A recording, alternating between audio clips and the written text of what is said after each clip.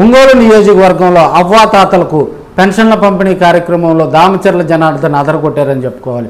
ఉదయం నుంచి కూడా ఆయన దాదాపుగా మనకి ఇక్కడ చూసినట్లయితే స్లమ్ ఏరియానే ఎందుకనంటే ఒంగోలు స్లమ్ ఏరియాస్ దాదాపుగా ఒంగోలు టౌన్కి దూరంగా ఉన్నటువంటి ప్రాంతాల్లో ఆయన చురుగ్గా పాల్గొని కూడా అక్కడ ఉన్నటువంటి అవ్వాతాతలతో కూర్చొని ఆయన పెన్షన్లు పంపిణీ చేసి వాళ్ళకు జరుగుతున్నటువంటి ఇబ్బందులను కూడా ప్రత్యక్షంగా తెలుసుకున్నటువంటి సందర్భాలు చూసాం.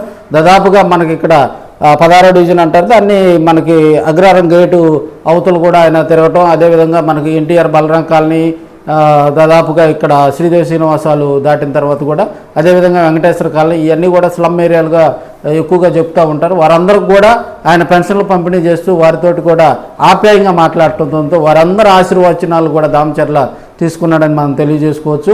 అదేవిధంగా ఎవరికి ఎలాంటి ఇబ్బందులు వచ్చినా కూడా తాను అండగా ఉంటాను అని చెప్పి కూడా దామచర్ల జనార్దన్ వారందరికీ భరోసా కల్పిస్తూ ఆయన ప్రతిపక్షాల మీద కూడా తన స్టైల్లో చురకలు వేస్తూ కూడా దాదాపుగా ప్రసంగాన్ని కొనసాగించారని మనం తెలియజేసుకోవచ్చు.